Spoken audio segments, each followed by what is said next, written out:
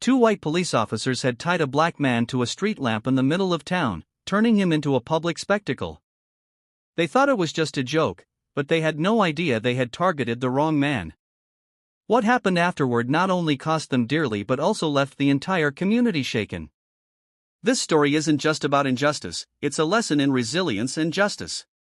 Let's start from the beginning to uncover the full story.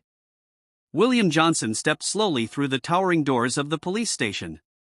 His footsteps echoed across the tiled floor, each one striking through the heavy air of the room. The crisp new uniform of the police chief clung to his tall, broad frame, with the badge gleaming brightly on his chest, a symbol impossible to ignore. The room fell silent immediately, every gaze turning toward him. The murmurs and chuckles from moments earlier evaporated, replaced by shock. Jack Peterson and Mark Harris, two officers leaning in the corner, initially paid no attention. They continued joking, recounting the ridiculous stunt they'd pulled the day before, tying a stranger to the street lamp in the town square like some cruel performance for the whole town. "Did you see his face?" "I've never seen anyone look that desperate," Jack said, roaring with laughter, his voice dripping with self-satisfaction. Mark, bulkier and more menacing, slapped Jack on the back and added in a low, smug voice, "I told you, don't bother with him. He's not someone we need to worry about." But then Jack noticed the eerie silence in the room. He turned his head, and his eyes widened in terror. Standing before him in full police chief uniform was the very man they had toyed with the day before. Jack's face went pale as if he had seen a ghost. Mark, still grinning, turned around, the confusion on his face quickly shifting to unease and then outright panic as the realization hit him.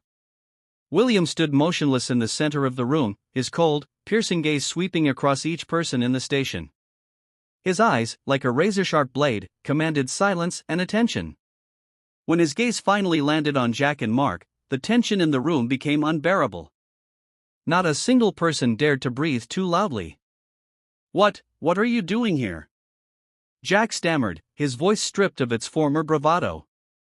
William didn't answer immediately. He took a step forward, his eyes never leaving theirs. The silence stretched, thick and ominous, like the calm before a storm. In his mind, William recalled why he had taken this job in the first place. A few weeks earlier, he had received the call. The voice on the other end was serious. "William," it said, "I have an offer for you. But I need you to understand this won't be an easy assignment. That town, it's not like the others. We've had issues there in the past, and frankly, I'm not sure they're ready for someone like you." Sitting in his small room, William had stared out the window, pondering the weight of those words. He knew exactly what "someone like you" meant. A black man stepping into a position of authority in a town still fractured by racial prejudice was no small task. But he hadn't hesitated in his response. "That's precisely why I need to do it. If we don't make the change, who will?" With a clear goal in mind, not just to serve as police chief but to bring justice and respect to everyone in the community, he had accepted the challenge.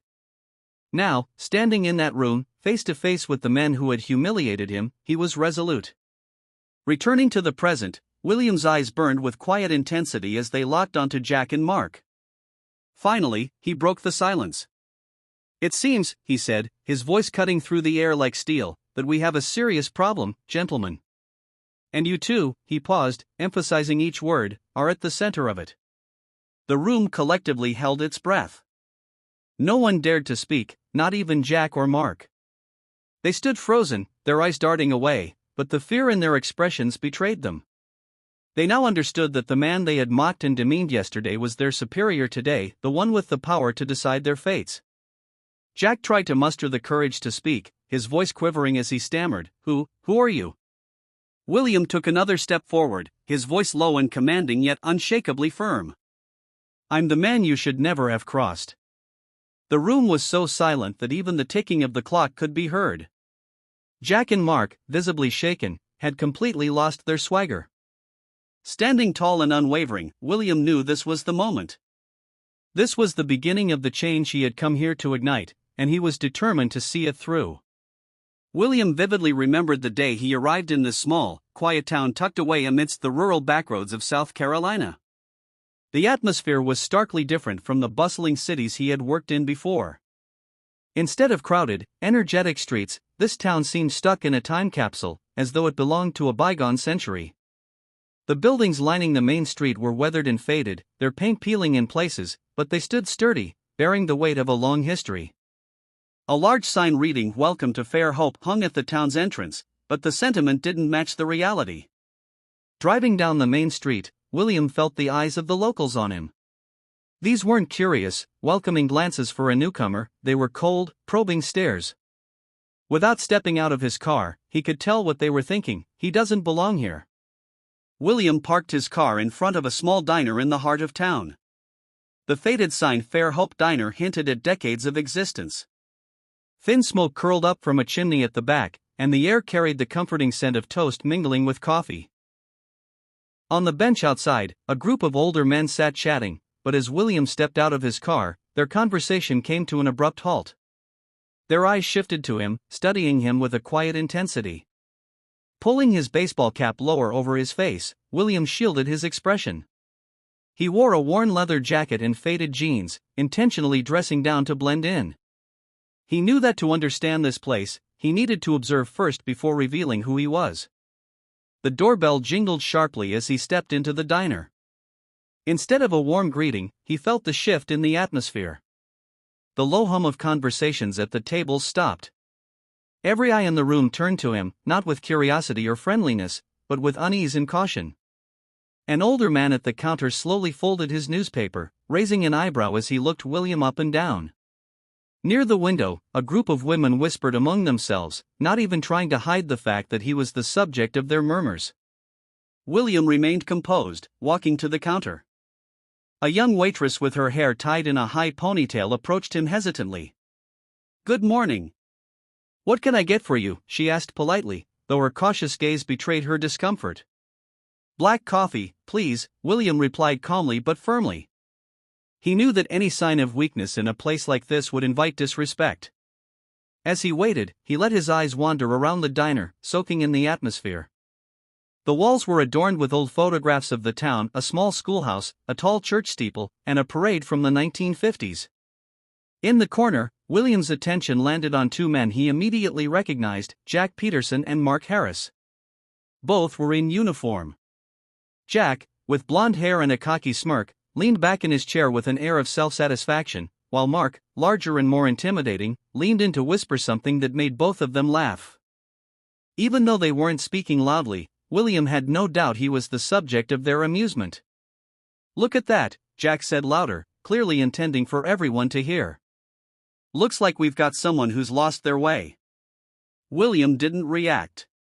He took the cup of coffee the waitress handed him, a subtle nod from her suggesting she wanted to warn him about something, then turned to leave. Without saying a word, he walked out the door, but as he stepped outside, he could still feel Jack and Mark's mocking stares burning into his back, their silent challenge hanging in the air. Outside, William paused and took a deep breath, inhaling the crisp morning air. His thoughts drifted to his past. He recalled the early days of his career, working in a city where prejudice wasn't hidden, the condescending looks, the biting comments, the isolation from his peers. It was nothing new to him. He remembered one moment in particular, back when he was just a young officer. A colleague had bluntly told him, "William, you'll never be one of us." "You know why." Instead of breaking under those words, William had used them as fuel. "I don't need their acceptance to do what's right," he had told himself. Those memories had shaped him, toughened him, and prepared him for this moment. They reminded him why he had taken this job in Fair Hope despite knowing the challenges that lay ahead. As he looked down the main street, lined with small shops and aging diners, a breeze carried the musty scent of old buildings. At that moment, one thought crystallized in his mind: they may see me as an outsider now, but they won't forget me when I leave. This town is about to change, whether they like it or not. With that determination, William returned to his car, ready to face what lay ahead. He hadn't come to Fair Hope just to take on a job, he'd come to fight for justice. William returned to the diner that morning not to seek conversation but to observe more deeply the people and atmosphere of this town. He knew that to understand a community, there was no better place than a cafe, a space where daily stories were shared, and people revealed their true selves. For him, this wasn't just a tactical move, it was a deliberate step to confront those who had already shown him their disdain. The familiar jingle of the doorbell echoed as William stepped inside once again. The room froze, conversations halted abruptly, and every gaze turned to him, from the tables near the windows to the counter at the back. This time, William could feel a sharper tension in the air. The curiosity in their stares was now tinged with hostility. Jack Peterson and Mark Harris were still seated in their corner, their coffee cups nearly empty. Jack leaned back in his chair, toying with his cup, while Mark lounged casually, a smug grin plastered on his face. Though the two were chatting, William could sense that they were tracking his every move. He walked to the counter, removed his cap, and said, "A black coffee, please." His voice was calm and steady but loud enough for everyone to hear. Emily, the young waitress from the day before, nodded quickly and poured his coffee. When she handed it to him, her hand trembled slightly, betraying a nervousness she couldn't hide. "Good morning," she said quietly, placing the cup in front of him, her eyes darting briefly toward Jack and Mark before returning to William. Leaning in slightly, she whispered, "I think you should leave soon. Jack and Mark, they aren't the kind of people you want to cross. If they see you as a problem, they won't let it go." William raised an eyebrow, holding her gaze for a moment. He could hear the concern in her voice, concern not only for him but possibly for herself as well. "Thank you," he replied softly, his expression calm and unreadable. "I'll handle it." Emily hesitated, as if wanting to say more, but she eventually retreated behind the counter, her unease palpable. William sipped his coffee, noting how the silence in the room broke with Jack's booming laughter. His voice was deliberately loud enough for everyone to hear. "Look at him, Mark," Jack said with mockery. "He looks like someone who's lost his way and doesn't know where he belongs." Mark roared with laughter, slapping his hand on the table. "Maybe he thinks this is some kind of retreat, but I bet he's about to find out it's not." William didn't react. He sat upright, his gaze fixed on the window while his ears caught every word. "I'm not ignoring them out of fear," he thought, "but because people like them reveal their weaknesses when they think they're in control." Jack, emboldened by the lack of response, pushed back his chair and stood up, carrying his coffee cup. His heavy footsteps across the wood floor echoed like a challenge. Mark followed a few steps behind, smirking as he trailed Jack. Jack stopped in front of William's table, leaning down with an air of arrogance. "Where are you from?" he asked, his voice loud enough to fill the room. "I haven't seen you around here, and honestly, you don't look like someone who belongs here." William looked up, his gaze steady and deep like the ocean before a storm. "Just passing through," he replied, his voice calm but unflinching. Jack chuckled derisively, resting a hand on the table and leaning in closer. "Passing through, huh? This isn't the kind of place people pass through, friend. This is the kind of place where people stay if they're allowed." Emily, still behind the counter, watched with wide, worried eyes. She wanted to intervene but couldn't summon the courage. She had seen what Jack and Mark were capable of when they didn't like someone. Her only hope was that William would choose to leave before things escalated. What she didn't realize was that William wasn't the kind of man to walk away. Placing his coffee cup down deliberately, William met Jack's gaze. "I'm not looking for trouble," he said, his voice steady and firm, "but I'm not avoiding it either." For a brief moment, Jack faltered, caught off guard by the quiet confidence in William's tone. But he quickly recovered, his smirk returning. "Listen, pal," Jack said, his voice dripping with condescension. "Take my advice. Find another road to travel. This isn't a place for people like you." William didn't reply, but his piercing gaze spoke volumes. "Let's go, Mark," Jack sneered, turning away but not before pointing a finger at William. "Remember what I said, friend? Don't make us remind you again." William watched them return to their table, unshaken. "They think they've won, but they don't know who I am. They have no idea what I've faced to get here. But they'll learn soon enough."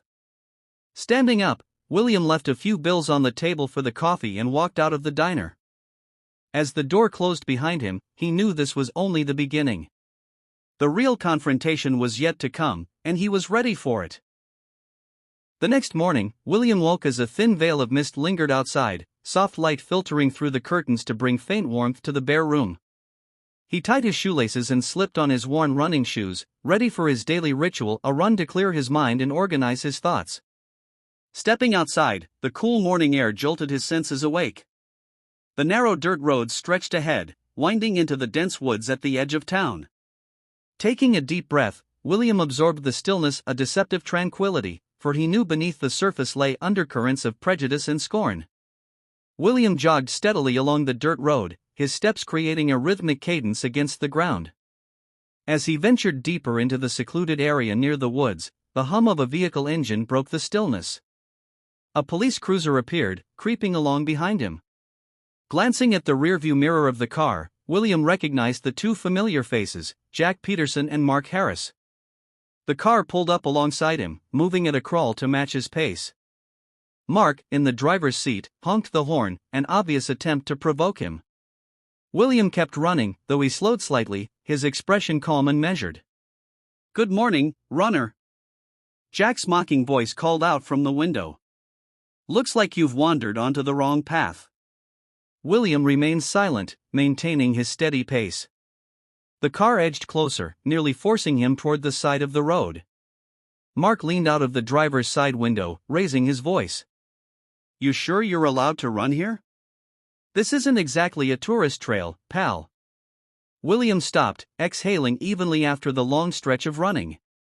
He turned to face the two men in the cruiser, his gaze unwavering. "Just out for a morning jog," he replied evenly. "I didn't realize that was against the law." Mark put the car in park with a loud, deliberate clunk, stepping out as if to emphasize his authority. Jack followed, and together they approached William. Mark's imposing frame blocked the path ahead, his arms crossed over his chest. "Not illegal," he said with thinly veiled disdain, "but around here, we have our own rules. And I'm not sure you understand them." "Your own rules?" William raised an eyebrow, his voice calm. "Such as?" Jack stepped forward, his smirk widening. "We don't usually encourage strangers to wander around without a clear reason," he said, eyeing William up and down with faux scrutiny. "I think we ought to check what you're carrying, just to make sure everything's in order." Before William could respond, Jack reached out, patting down his jacket pockets in an invasive and unnecessary display of authority. William remained composed, standing still as Jack rifled through his belongings. Though he didn't resist, his unflinching gaze remained locked on Jack, his calm demeanor sending a clear message: "You can't intimidate me." Jack's hands stopped as he pulled out a small plastic card from William's jacket pocket, holding it up dramatically like he had uncovered something incriminating. Well, what do we have here?" Jack said mockingly. "This yours, or did you pick it up somewhere along the way?" Mark laughed loudly, the sound grating in the still morning air. "Maybe it's his ticket back to wherever he came from," Mark jeered, locking eyes with William. He leaned closer, his voice dripping with condescension. "You should go back to where you belong if you know what's good for you." William's piercing gaze met Mark's, unwavering. After a long, tense silence, he spoke, his voice steady and unshakable. "I'll be here for a long time." The unexpected conviction in William's words caused both men to falter momentarily. Mark furrowed his brow, but Jack's arrogant smirk quickly returned. "Oh, we'll make sure you get used to the rules around here," Jack said, his voice laced with menace. Without another word, Jack and Mark grabbed William's arms, pulling him toward the patrol car. William didn't resist, letting them lead him. In his mind, one thought repeated, *, let them dig their graves. They don't know what they're doing, *. They shoved William into the back seat of the cruiser, slamming the door shut. Through the rearview mirror, William watched the two men exchange self-satisfied smirks in front of the car. Unbeknownst to them, the man they were trying to humiliate would soon hold their futures in his hands. Sitting quietly in the back seat, William stared straight ahead, calm and resolute. The real battle had only just begun. The patrol car rolled into the town square, the heart of Fair Hope, flanked by aging shops and a modest post office. This was where the town gathered, where deals were struck, gossip exchanged, and lives intertwined. That morning, the square was bustling with activity. Locals mingled, sipping coffee or chatting by their old pickup trucks. William sat silently in the back seat, his hands cuffed in front of him. His outward calm belied a sharp awareness of the unfolding situation. The judgmental stares from the townsfolk, tinged with curiosity and disdain, were all too familiar. But this time, William didn't feel shame, he felt the quiet burning of determination. The car stopped in the middle of the square. Jack and Mark climbed out, their smug expressions brimming with misplaced pride. Jack opened the car door, roughly pulling William out. Mark joined, laughing as he gestured toward the center of the square. "Let's give the town a little show," he said. They dragged William toward a large lamppost at the square's center. Slowly, the bustling activity ground to a halt as curious onlookers turned to watch. Some froze in place, while others slipped away, unwilling to get involved. A few younger residents pulled out their phones, recording or live-streaming the spectacle. Mark grabbed a length of rope from the patrol car while Jack pressed William against the lamppost with calculated deliberation, ensuring every move was witnessed. "All right, folks," Jack declared loudly, his voice carrying across the square. "Today's lesson: don't trespass where you don't belong." Mark smirked, slapping William's shoulder as he tied the rope. "This is Fair Hope's way of welcoming strangers," he said with a sneer, "and this man needs the reminder." William remained silent. He didn't look at Jack or Mark. Instead, his gaze swept across the crowd. A few townsfolk seemed visibly uncomfortable, yet none of them moved or spoke up. Near the post office stood Mr. Carter, an older man with his arms crossed over his chest. He shook his head slightly, his face marked by disapproval, but he stayed quiet. "We've got ourselves a lost soul," Jack continued, his voice booming across the square. "And I guarantee that after today, he'll think twice before stopping somewhere he doesn't belong." A few weak chuckles rippled through the crowd, not from genuine amusement, but from the oppressive tension in the air.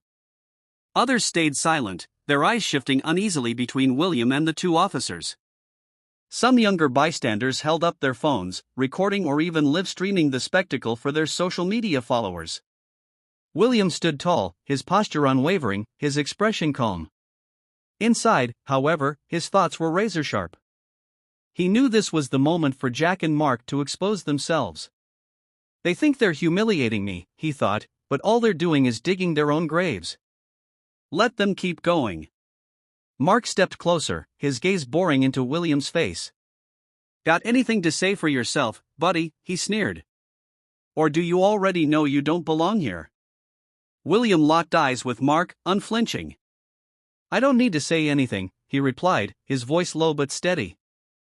"I'll let my actions speak for me." Jack let out a derisive laugh, clapping Mark on the shoulder. "Hear that, Mark? He thinks he's going to do something. That's hilarious." But as they stared into William's eyes, both men couldn't completely hide a fleeting flicker of doubt. There was something about him, a quiet strength and conviction they couldn't break. Still, their arrogance masked any hesitation, and they continued their performance. Meanwhile, the videos recorded by the crowd began surfacing on social media. Live streams captured the entire incident, and comments began flooding in. "What's going on with this man? This is how they treat strangers here? Are these cops or thugs?" The bystanders filming had no idea that their small actions would soon ignite a firestorm of outrage, turning this small-town spectacle into a national conversation. As the scene reached its peak, Jack and Mark returned to their patrol car, leaving William tied tightly to the lamppost in the middle of the square. From a distance, they laughed and joked, basking in the attention of the crowd. William, even in this moment of public humiliation, stood tall. His icy gaze, unyielding and sharp, carried the weight of someone who knew his worth.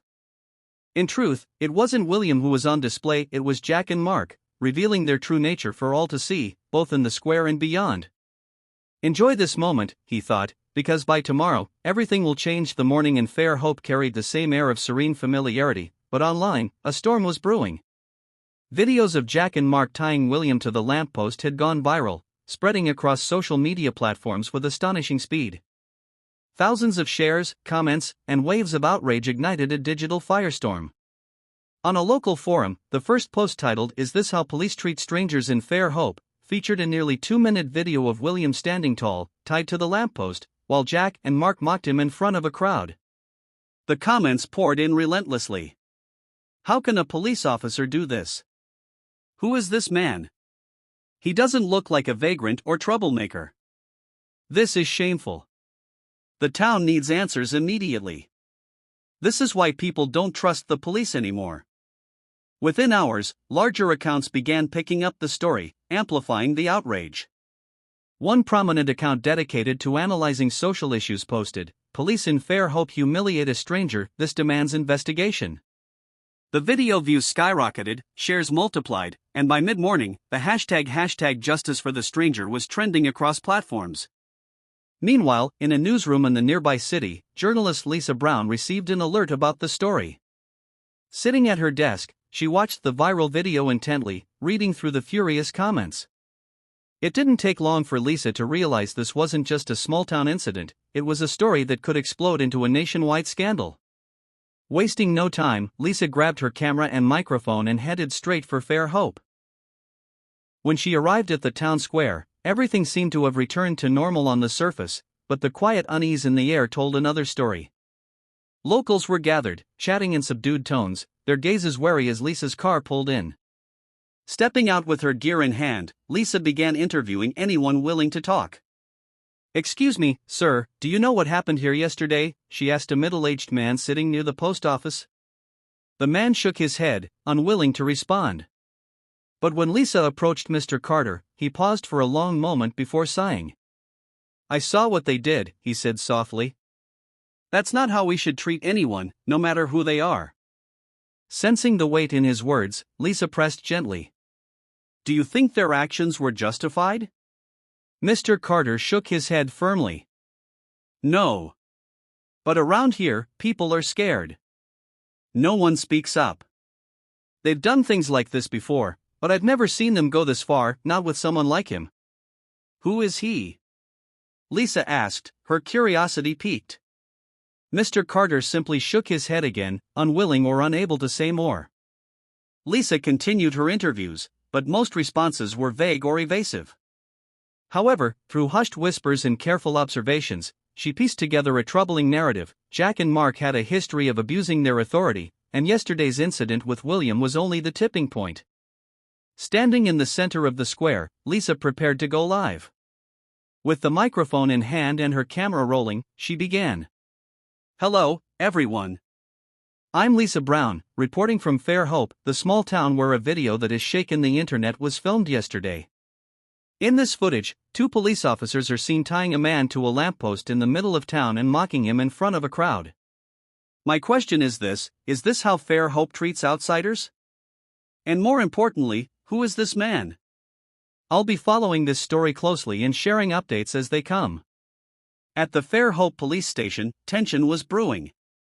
Though Jack and Mark remained blissfully unaware of the storm gathering around them, lounging in the break room, they laughed about their achievement, oblivious to the growing outrage online. They couldn't have imagined that their actions were hours away from spiraling beyond their control. Meanwhile, in the quiet of his room, William sat watching the posts and videos circulating online. He read the comments, observed the growing momentum, and saw how the story was spreading like wildfire. These videos were no longer just records of injustice, they were weapons of truth.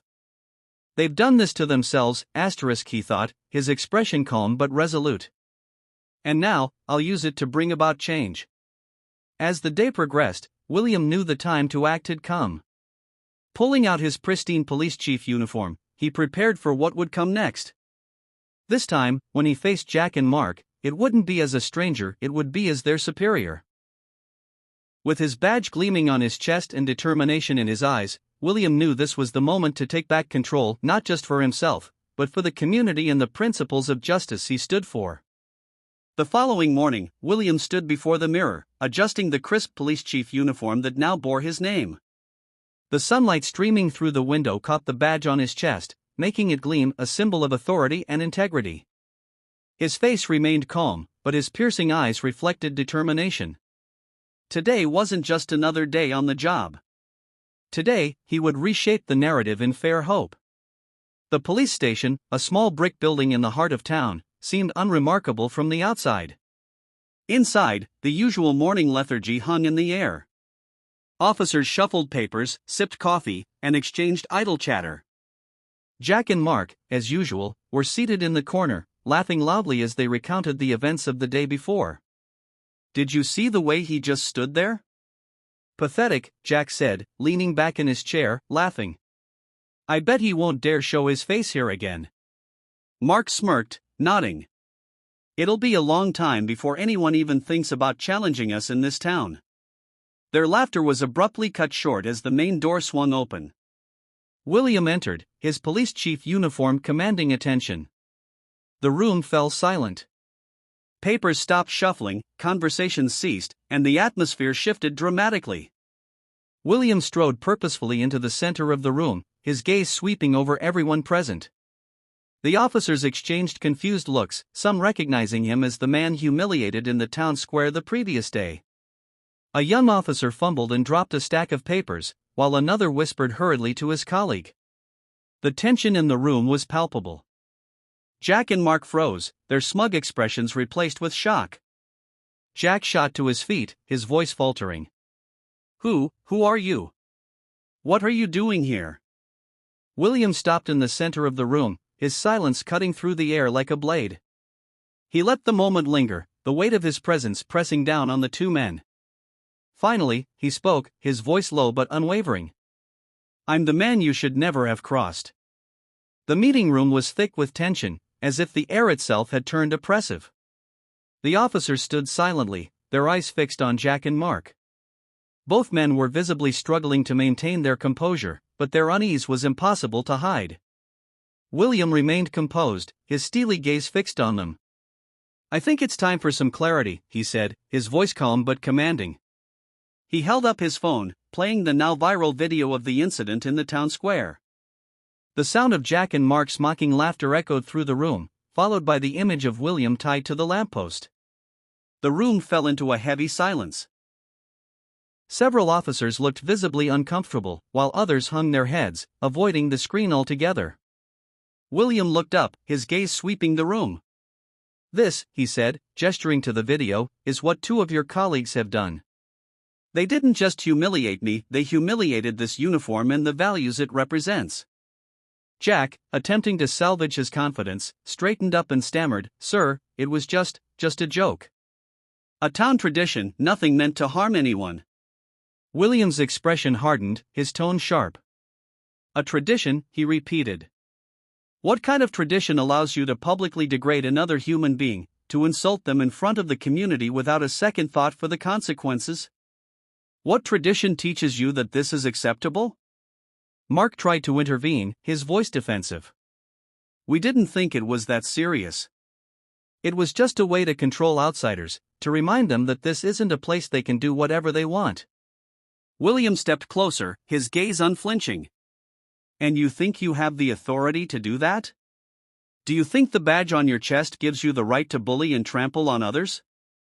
"Let me make this clear, tradition never excuses disrespect." The room was silent, save for the ticking of the clock. The other officers exchanged uneasy glances, some beginning to realize the gravity of the situation. One older officer, Sergeant Daniels, nodded subtly in agreement with William's words. With decades of service under his belt, Daniels understood the damage actions like Jack and Mark's could inflict not just on the police force's reputation, but on the trust of the community. Turning to address the entire room, William's voice was resolute. "I will not allow anyone in this department to tarnish the honor of this profession. We are not just enforcers of the law, we are protectors of respect and fairness. If any of you feel you cannot uphold those values, the door is right there." Jack and Mark were now visibly shaken, their bravado gone. Jack stared at the floor, unable to meet William's eyes, while Mark fidgeted nervously, glancing around the room as if searching for support. None came. William continued, his tone unwavering. "From today onward, any behavior that disrespects others, abuses power, or humiliates anyone will have no place in this department. And to set an example, Jack Peterson and Mark Harris, you will be held accountable for your actions." Mark opened his mouth to protest, but William raised a hand, silencing him. "No more excuses. I've seen enough." Walking to the table, William placed 2 reports in front of Jack and Mark. These are formal notices of suspension. Effective immediately, you're both relieved of your duties pending an internal investigation into your abuse of power. The room was utterly silent. Jack and Mark stood motionless, their faces pale. William met their eyes one last time and said firmly, "This town may have turned a blind eye in the past, but from now on, things will be different."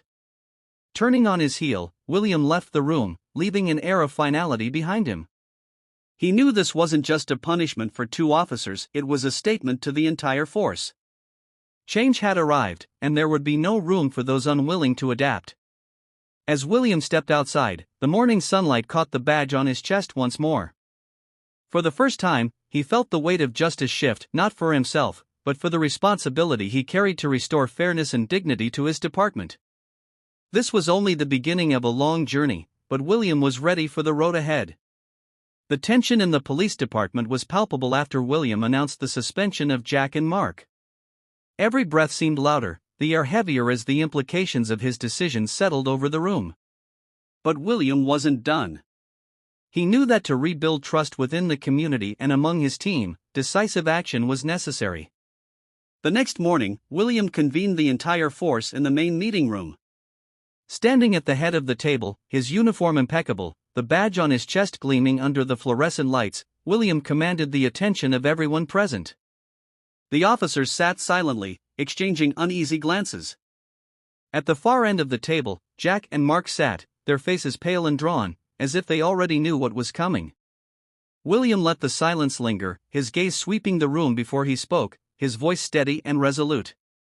"I made my position clear from the moment I walked into this building," he began. "I will not tolerate any behavior that undermines the honor of this department or the trust of the community we serve. I trust every one of you shares that commitment." His eyes locked on Jack and Mark, the weight of his words settling heavily. "Jack Peterson. Mark Harris. Your actions violated the core principles of this profession: ethics, respect, and responsibility. What you did was not just an attack on an individual, it was an attack on the trust our community has placed in us."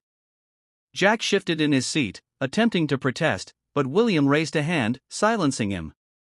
"No more excuses," William said sharply.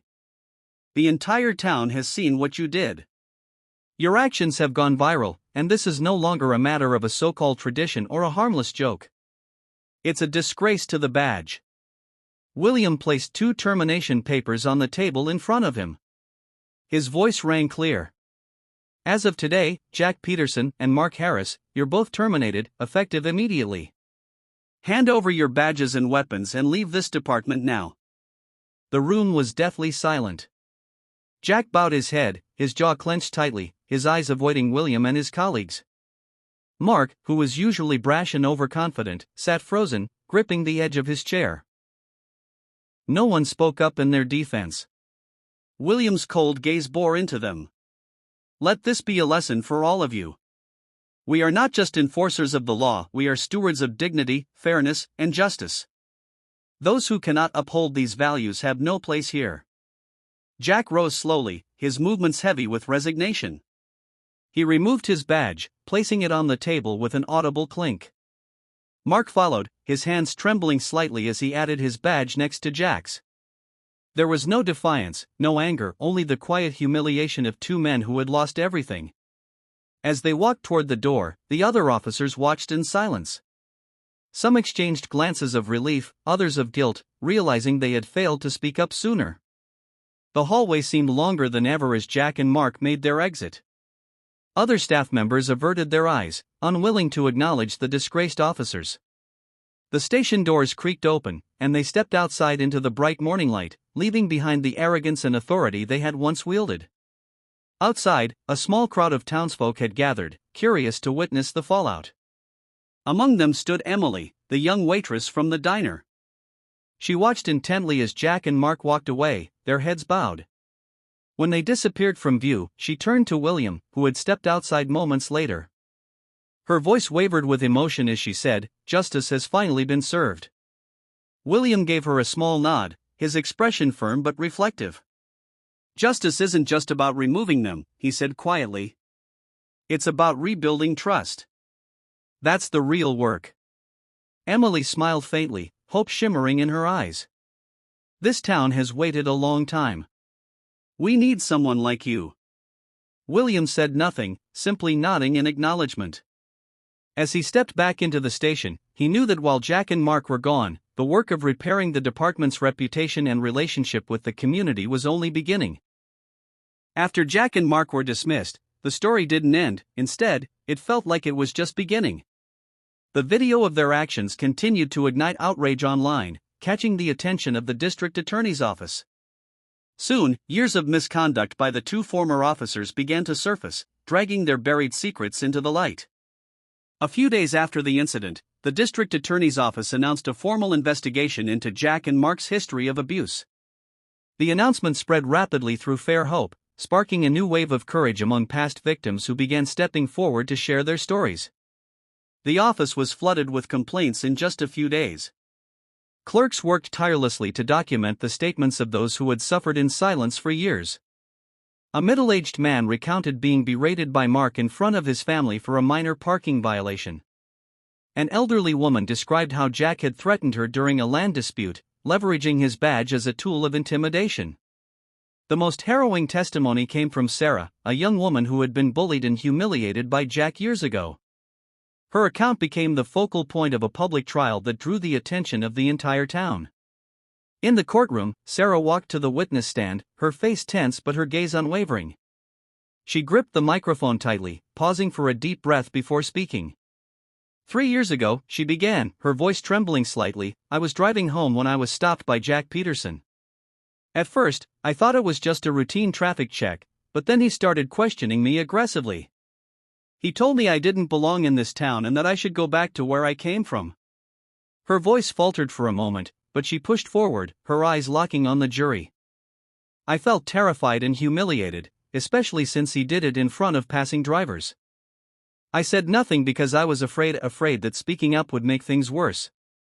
But today, I'm here to say that this kind of behavior can't continue. No one deserves to be treated like this. The courtroom fell silent, the only sound the faint scratch of the clerk's pen. Sarah's story left many visibly emotional, even those who had once accepted Jack and Mark's behavior as part of the town's traditions. After Sarah's testimony, William was called to the stand. Dressed in his police chief uniform, he stood tall and confident, his voice firm as he addressed the court. What you just heard is not just Sarah's story, William began, his tone steady. It's the story of many people in this community who have suffered because of actions that should never have happened, especially not by those sworn to protect them. He paused, scanning the room, letting his words sink in. We cannot undo the past.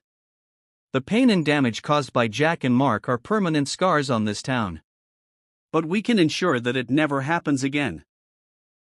Turning toward the Fairhope residents in attendance, his voice carried a note of hope. I believe Fairhope can be better. We can become a community that is not just safe but just an honorable, a place we can all take pride in. But this change can only happen if we all stand together and demand better. The trial lasted the entire day, and by the end, the verdict was clear. Jack and Mark were convicted of abuse of power and faced serious penalties. Meanwhile, the district attorney's office continued its investigation into additional allegations against them. William and his restructured police team committed to addressing the department's past mistakes, initiating reforms to rebuild trust with the community. Outside the courthouse, Sarah approached William, her face a mix of relief and gratitude.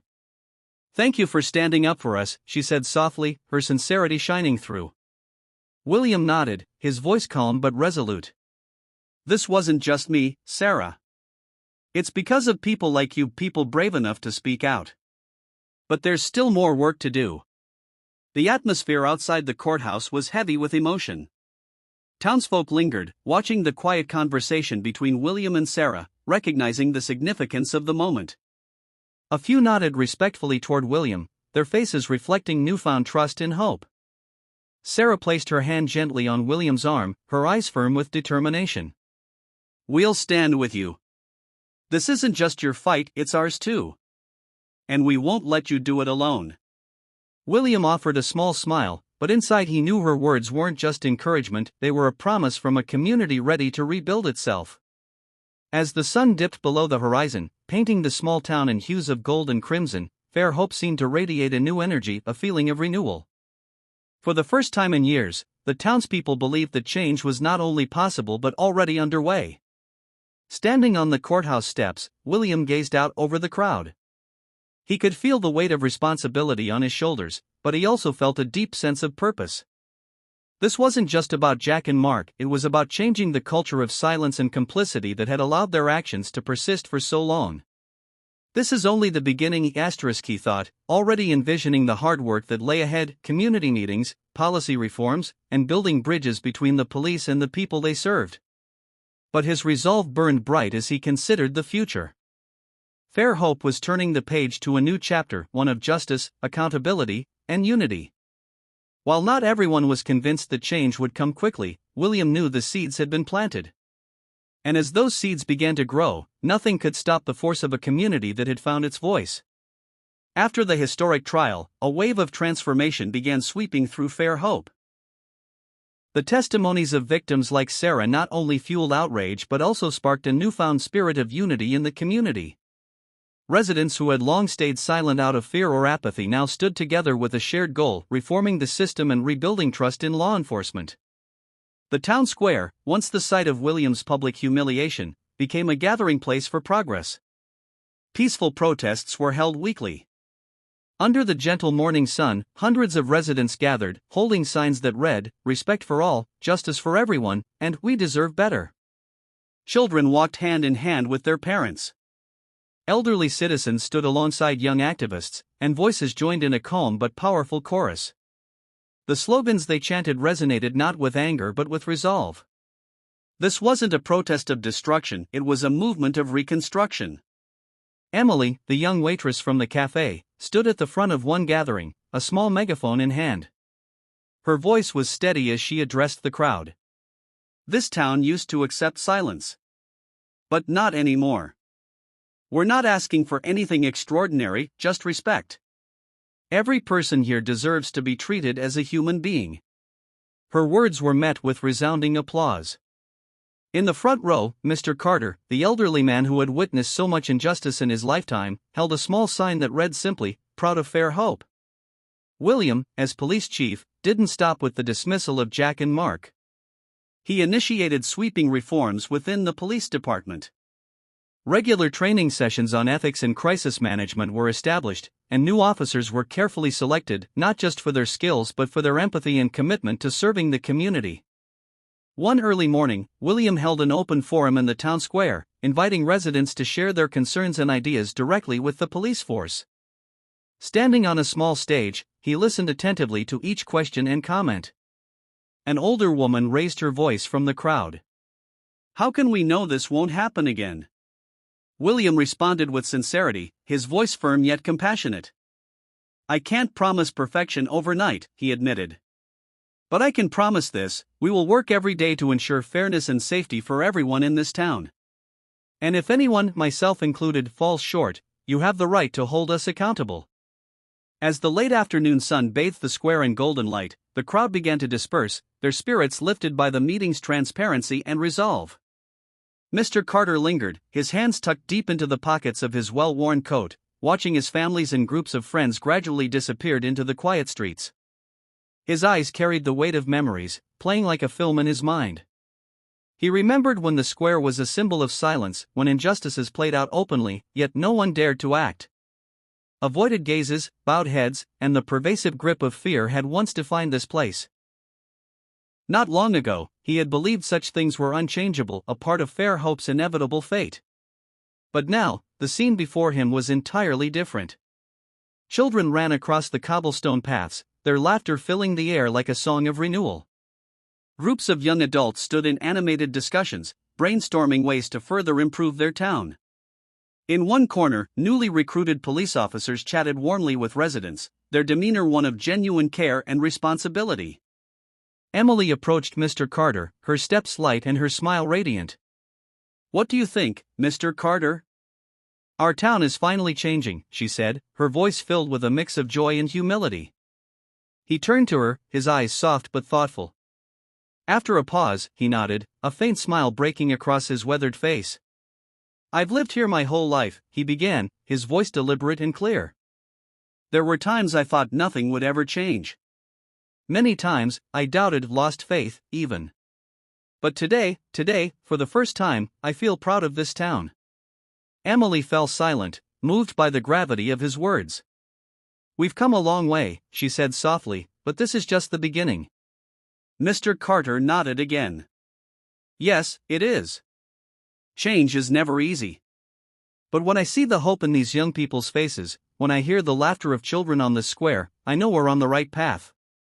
As the sun dipped below the horizon, the square quieted, bathed in the gentle hues of twilight.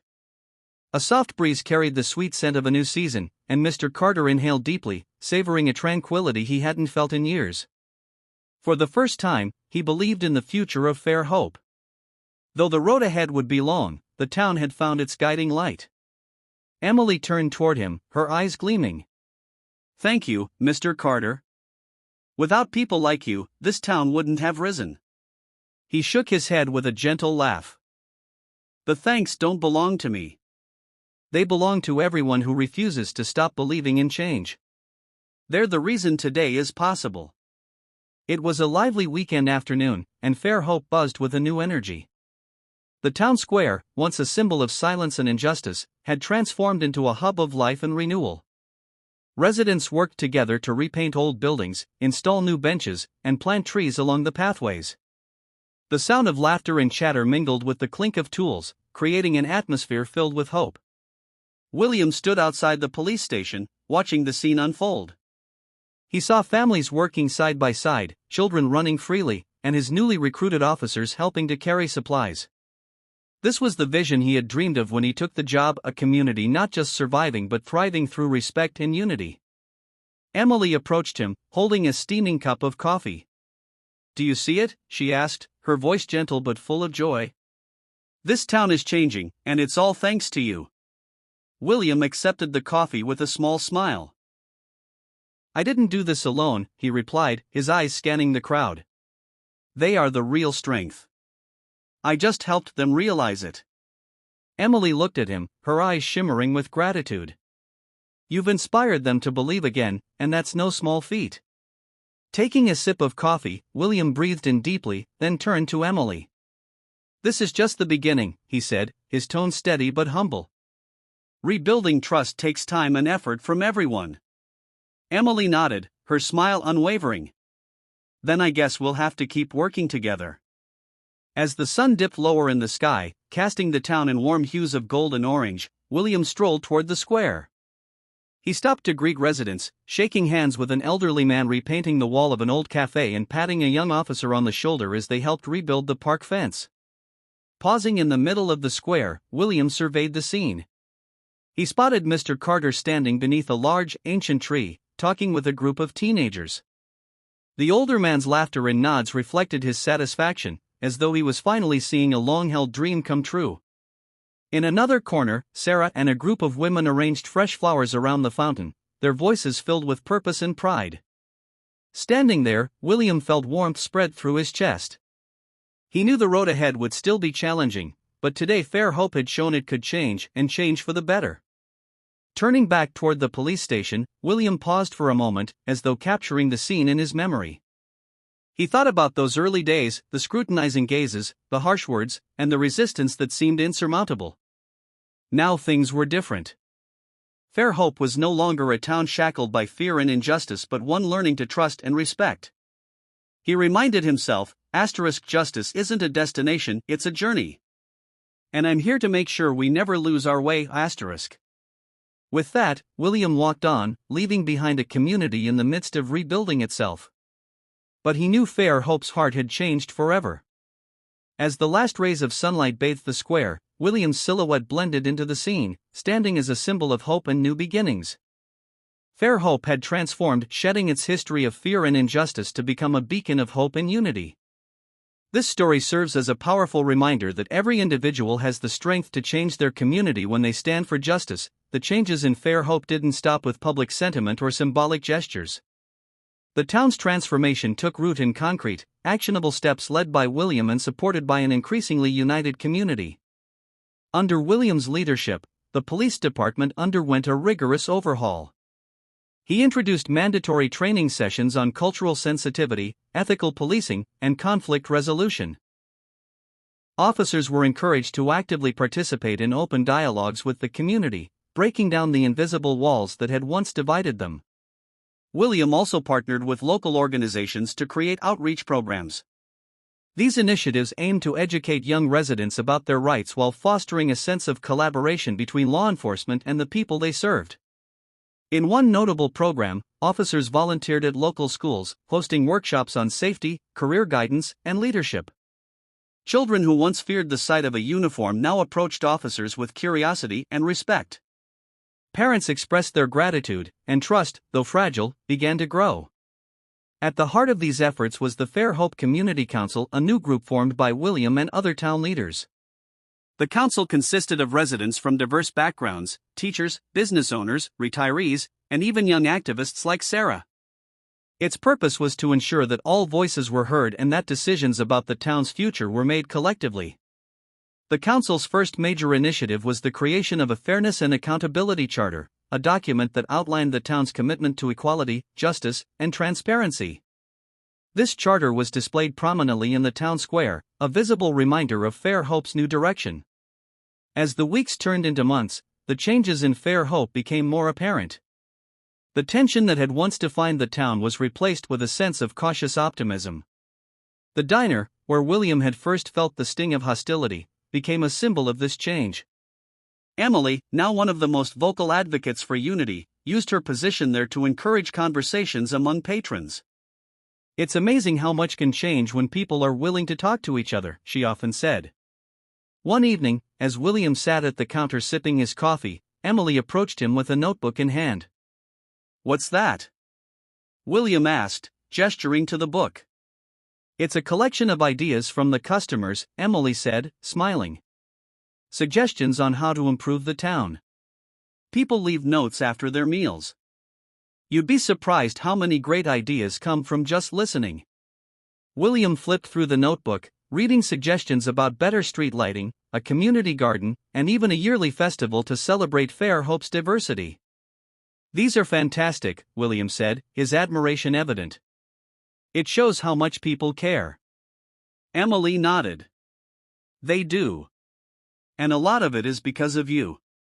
You gave us hope, William." William shook his head humbly. Hope was always here. It just needed a spark. One of the most significant milestones came with the unveiling of the Fairhope Cultural Festival. Organized by the Community Council, the festival showcased the town's diversity through food, music, and art. People who had once kept to themselves now mingled freely, sharing their stories and traditions. At the festival's main stage, William was invited to speak. Standing before a crowd of smiling faces, he felt a surge of pride, not for himself, but for what the town had accomplished together. "When I first came to Fairhope," William began, his voice steady and sincere, "I was met with resistance, mistrust, and silence. But I saw something beyond that. I saw a town with potential, a community capable of rising above its past." He paused, letting his words resonate with the crowd. "Today, I see a town that isn't defined by its history of division but by its willingness to unite. This festival is proof of what we can achieve when we choose to listen, to understand, and to stand together." The crowd erupted in applause. Among them, William spotted familiar faces: Sarah, standing with her friends, beaming with pride; Mr. Carter, clapping slowly but meaningfully; Emily, tears glistening in her eyes. As the festival continued late into the evening, William took a moment to step back and observe. The square was alive with laughter, music, and conversation. Children danced under the string lights, their carefree joy a stark contrast to the somber atmosphere of the past. In that moment, William realized that Fairhope's transformation wasn't just about policies or reforms, it was about people. It was about empowering them to believe in the possibility of a better future and giving them the tools to build it. Later that night, as William walked home under the stars, he thought about the road ahead. There would still be challenges, setbacks, and moments of doubt. But Fairhope had proven one thing: change was possible. With renewed determination, William vowed to continue his work not just as a police chief, but as a steward of justice and unity. Fairhope's journey was far from over, but its foundation was stronger than ever. The town had found its voice, and it was a voice that would echo for generations to come. As Fairhope continued its transformation, the ripples of change spread far beyond the town's borders. News outlets, both local and national, began to pick up the story, portraying it as an inspiring example of what could happen when communities came together to demand accountability and equality. William's leadership became a focal point in many of these stories. Journalists praised his ability to confront deep-rooted issues while uniting people toward a common goal. His unwavering resolve in the face of adversity made him a symbol of strength, not just for Fairhope, but for other towns grappling with similar struggles. Lisa Brown, the journalist who had first reported on the viral video, returned to Fairhope several months later to document the town's progress. She interviewed residents, capturing their perspectives on the ongoing changes. "It's not perfect," Sarah admitted during one interview. "But for the first time, I feel like my voice matters here. That's something I never thought I'd say about Fairhope." Lisa also spoke with Mr. Carter, whose once cautious optimism had grown into genuine hope.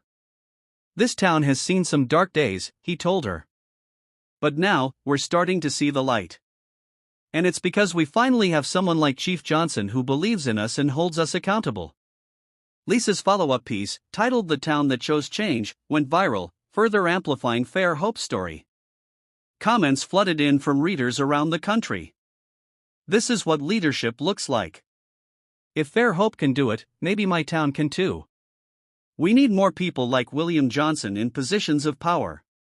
Inspired by Fairhope's example, neighboring towns reached out to William for advice on implementing similar reforms. He traveled to community forums, sharing his experiences and encouraging others to confront their own challenges head-on. "It's not easy," he often said, "but change never is. The important thing is to start and to never give up, no matter how tough it gets." Back in Fairhope, the police department continued to rebuild its relationship with the community. Officers regularly attended town events, not as enforcers of the law, but as neighbors and friends.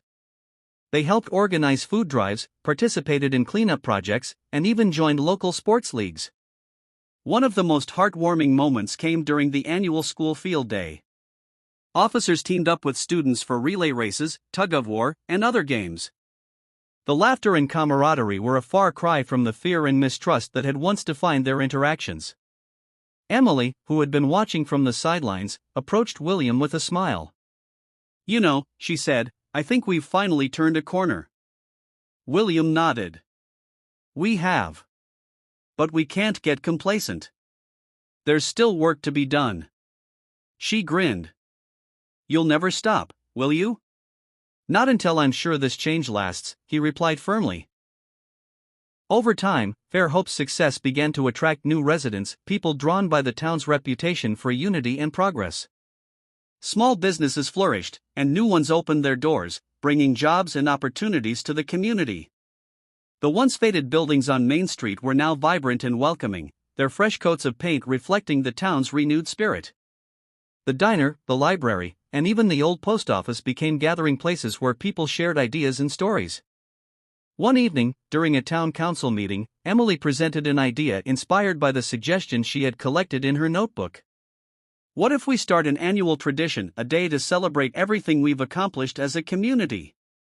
The idea was met with enthusiastic support. Plans for Fairhope Day began immediately. When the day arrived, the town square was transformed into a festive wonderland. Booths lined the streets, offering homemade crafts, local delicacies, and games for all ages. Musicians played on a small stage, their melodies filling the air with a sense of joy and celebration. William stood in the crowd, taking it all in. He saw families laughing together, neighbors exchanging warm greetings, and children running freely. It was a vision of the town he had always believed Fairhope could become. As evening fell, the festivities culminated in a ceremony at the fountain. Sarah, Emily, and Mr. Carter stood alongside William, each of them addressing the crowd in turn. "This day isn't just about looking back at what we've overcome," Sarah said. It's about looking ahead to what we can achieve together. When it was William's turn to speak, he stepped forward, his voice steady and filled with emotion. Fair Hope has taught me something important, he began. Change isn't about one person or one moment. It's about all of us, working together, refusing to accept the status quo, and believing in the power of unity. You've shown me what's possible when a community chooses to rise above its past. He paused, scanning the faces before him. This isn't the end of our journey. It's just the beginning. And I promise you, as long as I'm here, I'll do everything I can to make sure Fair Hope keeps moving forward. The crowd erupted in applause, their cheers echoing through the square. Fireworks lit up the night sky, their brilliant colors reflecting in the fountain's waters.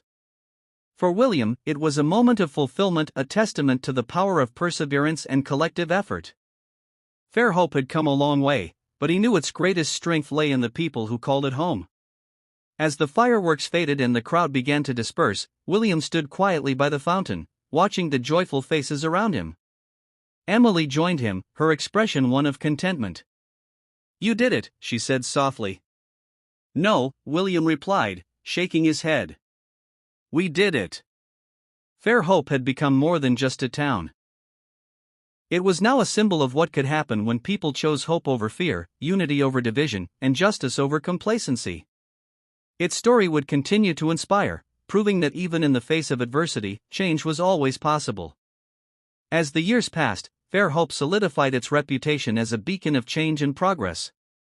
The town became an example for communities across the country, demonstrating how accountability, leadership, and collective effort could turn even the most fractured places into symbols of hope. William's role as police chief remained central to Fair Hope's evolution. Under his watch, the department transformed from a source of fear to one of trust and support. His officers, once defined by arrogance and abuse, were now praised for their commitment to fairness and respect. Community outreach programs continued to expand. Officers partnered with local schools, community centers, and small businesses, creating a strong and enduring bond with the people they served. Regular coffee with a cop events became a staple, where residents could voice concerns or simply share a conversation over coffee and pastries. The annual Fair Hope Day grew into a much-anticipated tradition, drawing visitors from neighboring towns. Each year, the celebration served as a reminder of how far the community had come and how much further they could go. One particularly moving moment came during a Fair Hope Day ceremony 5 years after William's arrival. Sarah, now a local leader and advocate, stepped up to the podium to speak. Her voice carried strength and gratitude as she recounted her journey from victim to advocate. Standing here today, I'm reminded of how much courage it took to speak out back then, she said. But I'm also reminded of how much courage it takes to listen, to act, and to change. Fair Hope didn't just listen, it transformed. And that's because of all of you. She turned toward William, who was seated near the stage. And because of him. Chief Johnson believed in us when many of us didn't believe in ourselves. He didn't just bring justice to this town, he brought hope. The crowd erupted into applause, their cheers loud and heartfelt. William stood and nodded in acknowledgement, his expression humble yet deeply moved. Over time, Fair Hope began to attract national attention for its remarkable turnaround. Scholars, journalists, and civic leaders visited the town to study its approach to community policing, governance, and social reform. William often found himself invited to speak at conferences and events, sharing his insights and encouraging others to take similar paths. But while his work extended beyond Fair Hope, his heart remained firmly rooted in the town he had come to call home. One evening, as William walked through the now thriving town square, he stopped to take in the scene. The once faded buildings were vibrant and full of life, their windows illuminated by bustling cafes, shops, and art galleries. Families strolled along the cobblestone streets, children played near the fountain, and neighbors greeted each other warmly. Emily approached him with a familiar smile. Taking it all in again, she asked, holding out a cup of coffee. William chuckled and accepted the cup. Always. It's hard not to be proud of this place. She nodded, her gaze sweeping across the square. You know, we couldn't have done this without you. William shook his head. Fair Hope always had the strength to change. It just needed a reminder of what was possible. Emily smiled, her eyes reflecting the gratitude and respect shared by so many in the town. Well, we're lucky you were the one to show us. As the two stood in the square, the sun set behind the town, casting a warm glow over the community they had worked so hard to rebuild. Fair Hope had become a testament to the power of resilience and unity.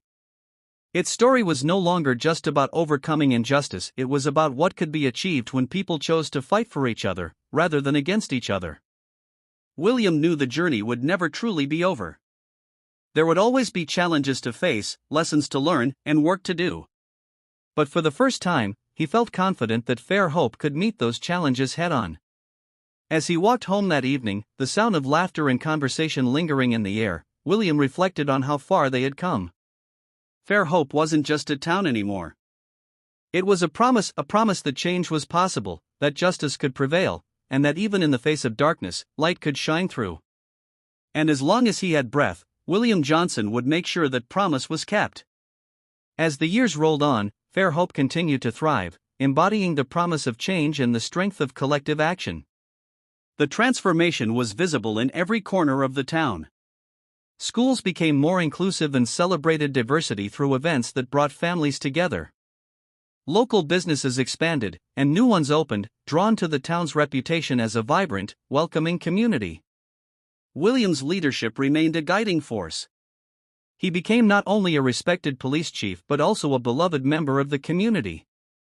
His presence at local events was as ordinary as the laughter of children in the square. People approached him not with fear, but with trust, knowing he had their best interests at heart. One afternoon, William was invited to speak at Fair Hope High School's graduation ceremony. Standing before a sea of bright young faces, he reflected on the town's journey. "You've all grown up in a time of transformation," William began, his voice steady and filled with warmth. "Fair Hope has shown us that change is possible, even when it feels impossible. And as you step into the next chapter of your lives, remember this: you have the power to create change wherever you go. Stand for what's right. Speak out when it's needed.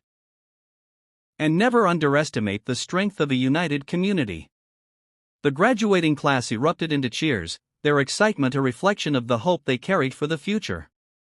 Parents and teachers alike applauded, many moved to tears by the depth of William's words. After the ceremony, Sarah approached William with a smile. Now a teacher herself, she had dedicated her life to mentoring the next generation. "You always seem to know the right thing to say," she remarked. "It's easy when you're speaking from the heart," William replied. "And this town, it's easy to be proud of what we've all accomplished." Sarah nodded, her eyes brimming with gratitude. "You've inspired so many of us, William. And I don't just mean the kids. You gave us all a reason to believe in Fair Hope again." The years of growth and progress culminated in a major milestone for the town. Fair Hope was officially recognized by a national civic organization for its remarkable turnaround. The town was awarded the Model Community of the Year honor, a title that highlighted its dedication to justice, equity, and unity. The award ceremony took place in the capital, drawing national attention to Fair Hope's story. William, along with Emily, Sarah, and Mr. Carter, traveled to represent the town. As they stood on the stage to accept the award, William addressed the audience. "This recognition belongs to the people of Fair Hope," he said. "It's a testament to what can happen when a community decides to face its challenges together. This isn't just our story, it's a reminder to every town and city that change is always within reach if you're willing to fight for it." The applause was thunderous, and for William, it was a humbling moment. He understood that Fair Hope's transformation wasn't about him, it was about the people who had refused to accept injustice and had chosen to create a better future. Back in Fair Hope, the award sparked another wave of energy and pride. It became a symbol of what the town had achieved and a motivator to keep striving for more. Emily took the lead in organizing a townwide celebration, complete with live music, food trucks, and a showcase of local artists. The centerpiece of the event was a mural painted on the side of the diner. It depicted the journey of Fair Hope, a collage of images showing its history, its struggles, and its triumphs. At the center was a figure that unmistakably resembled William, standing tall as a symbol of strength and resilience. When the mural was unveiled, the crowd erupted into cheers. William, who had been kept in the dark about the project, stood speechless for a moment before turning to Emily. "You didn't have to do this," he said, his voice thick with emotion. "We did," Emily replied with a smile. "You're part of this town's story, William. And we wanted to honor that." As the celebration continued late into the night, William found a quiet moment to reflect. Standing by the mural, he watched as people gathered around it, sharing their memories and pointing out the parts that resonated with them. Fairhope's journey had been far from easy, but it had proven that even the deepest wounds could heal with time, effort, and unity. The town had faced its darkest moments and emerged stronger, more united, and filled with hope for the future.